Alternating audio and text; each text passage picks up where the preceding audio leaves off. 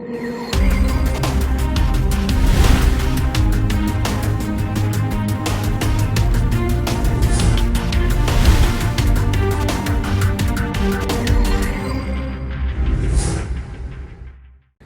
know, to serve God, I think, and to evangelize is somehow we need to be guided by these two very basic questions. The first question is this. When Jesus was still here on earth, with us, living with us, what did He do? What did He do? You know that. You know that. What did He do? The next question is this. The next question is this. If He is still in this world, living with us now, today, what do you think He's still doing? Now, my friends, do the same thing. Do the same thing, as simple as that. Do the same thing. You know why many people follow the Lord? Have you ever asked yourself why many people follow the Lord? Not because of His preaching. In fact, the reason why He was rejected, He was crucified and died on the cross because of His preaching. That's why do not focus so much on the preacher, so that you will not get disappointed when you see us hanging on the cross. You know why you know why many people follow them? Because they experience, they feel the compassionate presence of Jesus. They were healed. They are being fed. They ate. They are freed from the bondage of pain, suffering, and troubles, and from the bondage of evil. Meaning they are blessed. You know, brothers and sisters, Christian community or prayer group, whatever you call your group, is not just a series of prayer meeting. It is not just a series of Life in the Spirit seminar, or Growth in the Spirit seminar, or Discipleship in the Spirit seminar, or rally like this, or conferences that we have. These are just activities of Christian community.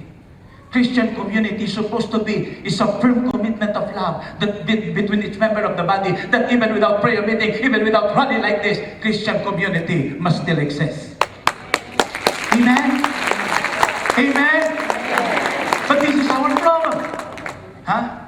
You know, yes, try to ask the prayer group of your brothers and sisters there. How's your prayer group? Oh, our prayer group is doing well, it's doing good. We pray together, we praise together, we worship together, we eat together, we fight together. But sometimes that's part of it.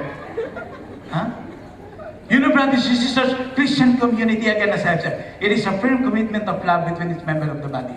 That even without prayer meeting, Christian community must still exist. And my dear brothers and sisters in Christ, in your community, we just don't gather together to praise and to worship the Lord. You know, sometimes when you talk of the compassionate presence, you're not only joining the joy, you're not only joining the happiness, the victory also. When you talk of compassionate presence, you're joining the pain, the suffering, and the crisis of your brothers and sisters. And the way I look at it, that is what is missing. With our spiritual director, with our spiritual advisor, with our speakers, with our leaders. Okay? Now, try to reflect this. This is just a challenge. Or still part of confusing you. When we hear pain, suffering, troubles from our brothers and sisters in the community, what do we usually say? Or what do we usually hear? If you are in that situation. What do we usually hear? What did we hear? When you share the pain, the suffering, when you hear the pain, the suffering of your brothers and sisters, what commonly reaction or words that you will hear from your brothers and sisters? Number one, they will always say, "Don't worry, God is good." Yes, that is the truth. God is good all the time. Amen? Okay? That is the basic truth. Then another thing that you will hear, "Don't worry, my brother. Don't worry, my sister. God is good all the time. I will pray for you." Well, I need prayer. You need prayer. Prayer is very, very important in our spiritual life. This is one of our spiritual foods. This is one of our spiritual vitamins that we cannot survive. We cannot do without prayer. But prayer, brothers and sisters in Christ, listen here. Prayer is not enough. If we're talking about vitamin A to Z, probably prayer is only vitamin A or vitamin B or vitamin C that you cannot live without it. So do not just say to your brothers, "I will pray for you." Yes, do it. That's automatic. Your prayer is good, but sometimes they need cash.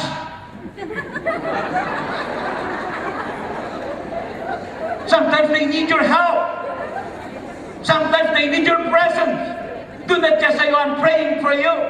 Please, brothers and sisters, before I forget this, never make a commitment to your brother, to your sister, saying that you're praying for them and that you're not praying. That is a big sin. When you say to the person, I'm praying for you, but the truth is you're not praying for them. When you say, I'm praying for you, be sure that you're really praying for him or for her. Amen? Amen? And that is our common problem. If they're already pains and suffering, okay, we will just pray for you. So that is the sad thing. And I think that is what that is missing to the directors, to the advisors, to the leaders, to the preachers, the compassionate presence. So again, compassionate presence is not only joining in the praises and the worship and the celebrations of the victory, but compassionate presence is more so by joining them in their pains, in their suffering, in their crisis in life. Amen? Amen? And that is what we call compassionate love.